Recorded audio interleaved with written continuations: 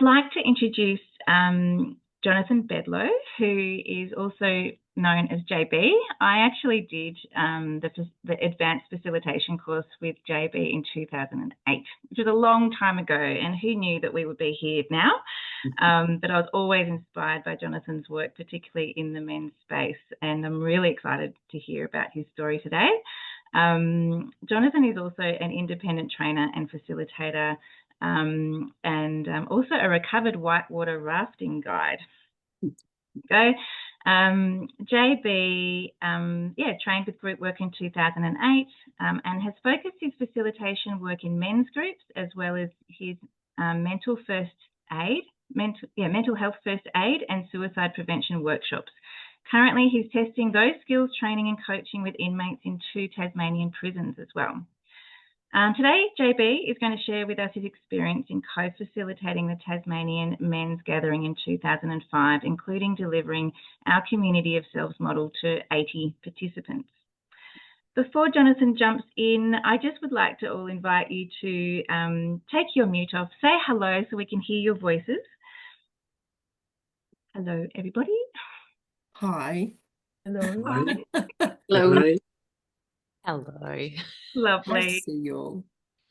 And just in the chat, if you could share, how are you and what brings you to this conversation?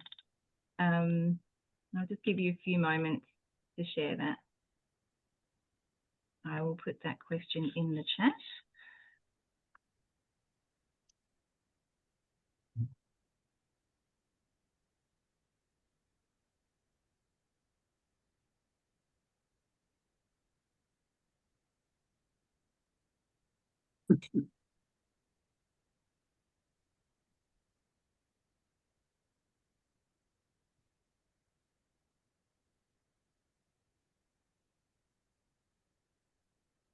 Feels like it should be Friday.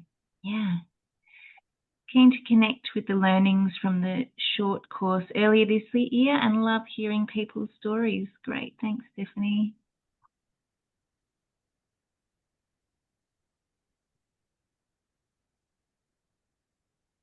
People madly typing. With this small group, it might have been quicker to go around, but here we are. That's all right. Excited to hear about Jonathan's work in the world. I know you do great stuff. Thank you, Sarah. Pleasure. Lovely. We'll keep going, and as people add things, oh, here we go. A very short work week, so feeling a little time pressed. A colleague shared this series with me, so I'm excited to hear about JB's experience. Loving this gorgeous day and brought here by the memory of JB doing air guitar in 2008. Yes, Carolyn was also a graduate in 2008 on his Community of Selves tribute song. So very excited to hear the men's work and interested to hear about JB's work. Great. Thank you, everybody. Well, let me hand over to JB. JB is going to share his story for about 20 minutes. Then we'll open it up to the plenary. Feel free to put things in chat, but we might wait until JB's finished to address any questions or comments.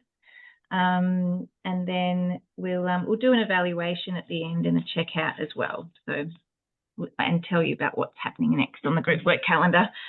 Okay, over to you, JB. Thanks, Jenny. Hi, everyone. Great to be with you today. I'm zooming in from Wet'suwet'en, Tasmania, Mimaramina country, down in the southeast, not far from Hobart. So I'd love to invite you to just close your eyes for a moment and imagine that you've arrived and met all the welcoming people and a few other participants at a beautiful property owned by Aboriginal people on Bruny Island. And there's been hugs and welcoming connections and reconnections all around the place. You've found your bed or your campsite, you've had some soup, and now you're standing in line waiting to be smudged and smoked into and welcomed into the sacred space. The big white tent perches neatly on the hill above the beach, overlooking Storm Bay. Aboriginal land to which you've been welcomed by a local elder. A beat and a hum emanate from the tent. You step into the space and find your uncomfortable spot around the edge, amongst cushions, blankets, and others. 80 candles, one for each man, burn brightly in the decorated centerpiece between the saplings that help to create the tent. There's nervous feelings, curiosity, your bullshit detector, and maybe a bit of excitement. Welcome to the Tasmanian men's gathering. So you can open your eyes when you're ready. So that's a little bit how it might feel going into our amazing space on the first evening when people arrive. 80 guys from mostly Tassie, but often visitors from elsewhere. And certainly the first time one goes into that space, it has all of those feelings and more, a bit of trepidation possibly. But once you're in there, I know my experience for the first time was kind of feeling like I'd arrived home. I'd been through a number of challenges in terms of my sort of personal / spiritual life, being caught up in cults and things like that. And that's probably another story for another day. So it was the first time I went really very special. So this year, though, actually probably 20 years later, I finally took the plunge to actually step up and be on what we call the content team. So just to give you a little bit more context, there's about 80 guys, 80 to 90 fellas. We have a content team of 3 or 4 people who are responsible for the event overall in terms of the process and the experience that people are going to go through. We have a care team that keep an eye out for how people are travelling and deal with any stuff that comes up for people. Logistical teams, cooks and all the rest of it, and then also small group facilitators. So we meet in a big tent as a whole group, and that is sort of our sacred space. We refer to it as a sacred space. We would say, or I would say at least, it's made sacred by us. It's our intention and commitment to that space. We take considerable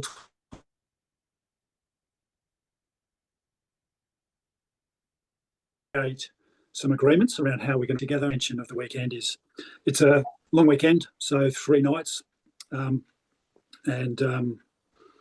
mixture of whole group work and small group work in groups of 7 or 8, 9 people. So the theme for this year we created, so I worked with 3 other guys, and we created the theme, or came up with a theme around elements of earth, air, water and fire.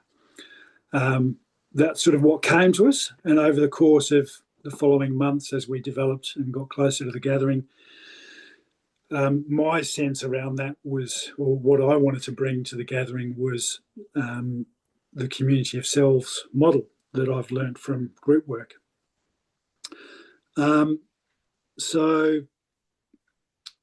Just to give you a very brief overview of does anybody maybe just let me know if you don't know about the Community of Selves, or if it's not something you're familiar with? Looks like most people have a basic idea. Steph? Yep. Okay. So as I go through, I'll do jump in if you're not clear, but I think it'll probably make sense. So on the second day, that was sort of my opportunity to step in and take my leadership as part of the content team. Other people had different sections. So I played that piece of music that we had going at the start as a way to help myself get into a bit of a place of vulnerability and to connect with the story that I wanted to be able to share. And it did that like I couldn't quite believe. The reason I chose that piece of music is it connects to lots of different parts of me, from my youth growing up as a choir boy in a cathedral choir in the UK. Not really my own decision to do that, but a significant time of life, 3 years, going to church pretty much every day, and singing. But then also tapping into, my time in Australia, the Dig that starts that piece off really sort of grabs me and connects me, even though it's not part of the country that I'm from down here. But yeah, so and there's lots more to that music, but it really connected me into my broader story. And also behind me in the tent, there was a new picture which we hadn't had there before of two brothers or two boys sort of play wrestling and in this amazing embrace, sort of a wrestle but a loving embrace at the same time. Had lots going on in this image. Amazing. And as we sort of finished that piece of music and I started to get up to tell my story, I looked around and saw this image, and it really tapped into grief that I had around leaving England and losing my best friend, essentially, who I grew up with. So it kind of did what I wanted it to do. I wanted to get myself into a place of vulnerability as a way to help the rest of the group kind of step into their vulnerability over the course of the weekend. So I told a bit of story around the music and where that came from and the importance of all that, and then started sharing about the Community of Selves model. So the Community of Selves is around this idea that we're all made up of different parts. As our life goes on, we've had different stories and different experiences that that create and lead to different parts of us forming. And that those parts have a message or sort of a dialogue that possibly runs through our mind. They have a gift as well, which is sometimes hard to see or may not be apparent initially, and often a challenge, which may be probably more something we tend to grapple with. So, for example, one of the big ones that I talked to, one of the selves, if you like, that I connected to in the gathering was around a part of me that procrastinates.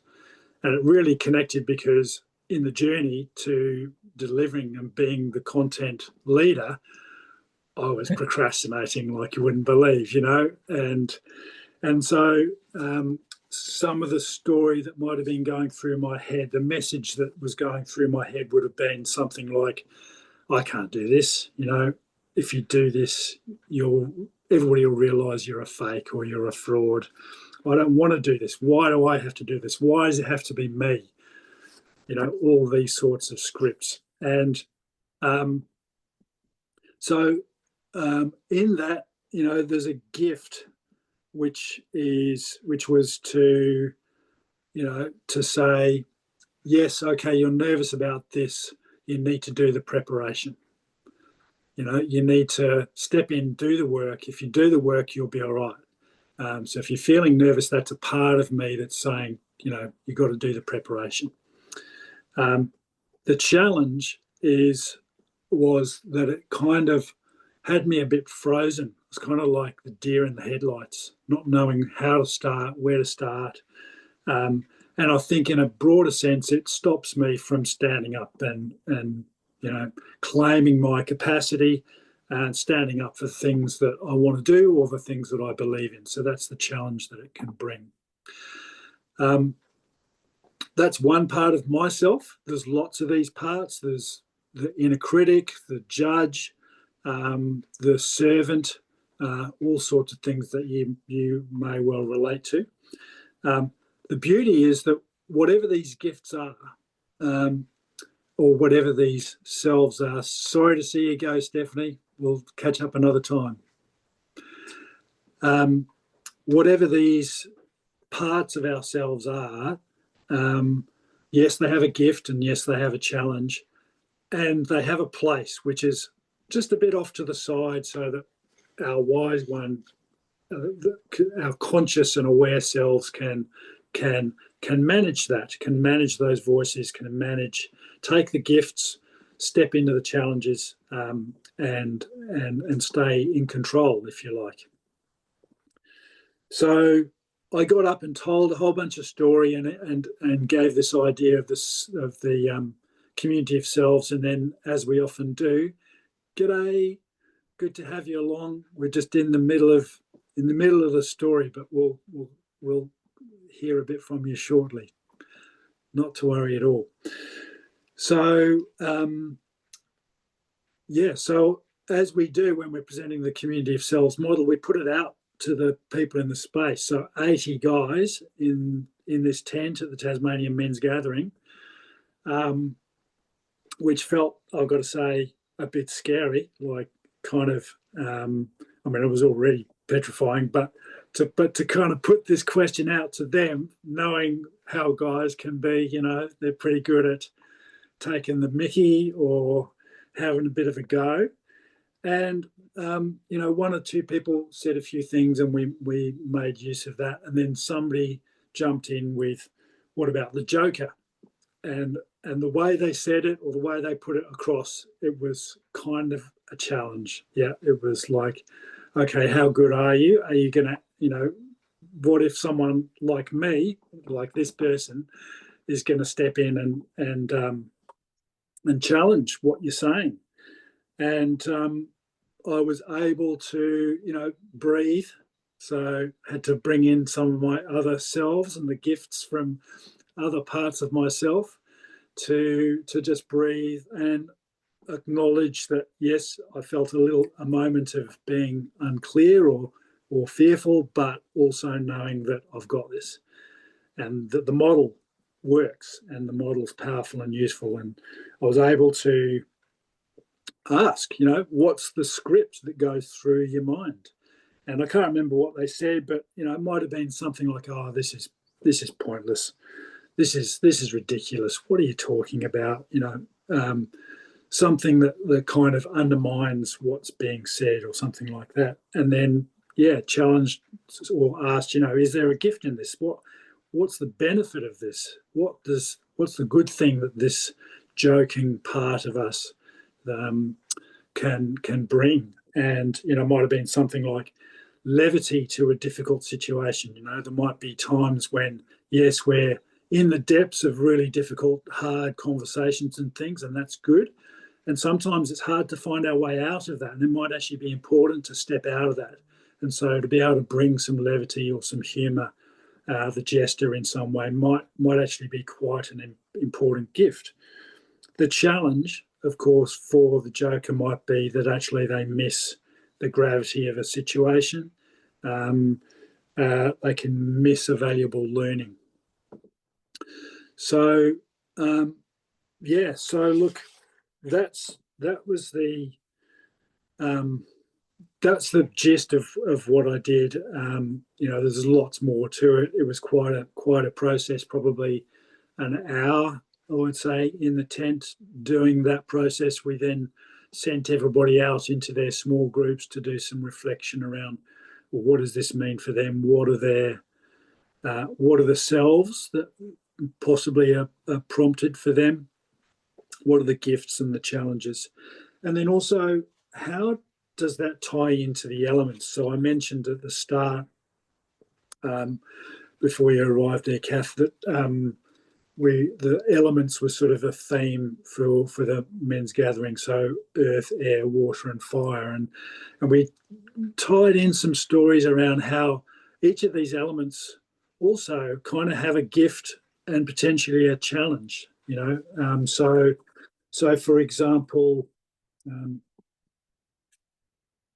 let me just find the one that connects for me. So I was sort of connecting my story to water as being a bit of a people pleaser. So water, can mold itself to any situation. It will flow around other people and their needs and all that sort of thing. And that's a wonderful thing, that's great. But also it can be, tempestuous. You can have stormy seas that can get out of control. Floods obviously can be incredibly destructive. And so we looked at how the elements, and asked people to reflect on how elements, if there was a particular element they connected with or felt drawn to in some way, how does that connect in with this message of the community of selves? So a little bit about what did I take away from this. I think, for me it was really massive. I felt really proud of myself. That's not something that comes easily for me.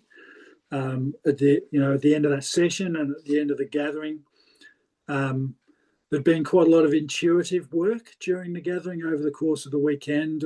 We weren't as prepared as we probably could have been and should have been, some might say. But I was actually quite happy that we'd done enough preparation, and we then felt our way through the rest of it. So yeah, for me, trusting myself, stepping into my capacity, trusting my instincts and my gut around that stuff. And even though the procrastination, the part of me that likes to procrastinate can sometimes drive me crazy, there is a part of me that I think another part of the gift of that is that it kind of keeps me on edge. So when I'm stepping into the space, I'm on a bit of an edge, not feeling quite in control. So I'm alert and alive to what's going on. So start my preparation early, though. That's definitely a part of it. When I'm in that procrastination space, just put everything aside, and even if it's for 10 minutes, just focus 10 minutes, and even if that's all you do, it's something, and it's getting the brain cooking and allowing things to process in the background. Has it changed my work and my behaviour? So, look, I am definitely still a work in progress, but I think I do feel like I've got a greater level of awareness and self-awareness when I step into these spaces. Definitely a higher level of confidence, and in a way, I think there's a timeliness that I'm getting more involved with group work and stepping into some of the facilitation training, and I think it's kind of not surprising to me that the timing of that after the gathering as well, and also much more confidence to interject. And I really noticed myself do this the other day.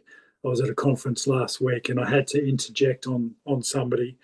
I've had a couple of times where I've massively failed in my facilitation to not interject because of power and rank and all those things. And yes, that's been a bit of a brutal lesson that that I'm still learning, but I'm getting better at. So recognition that also, yeah, final thing is that I've got a strong desire to be of service. It's a strong thing that drives a lot of what I do. I think sometimes to my detriment. And what I'm realizing is I've got to make sure there's a clear purpose. If I'm clearer on what the purpose of my service is, I think I can probably narrow my focus a bit and be a bit more selective and not burn myself out, which I'm at risk of doing.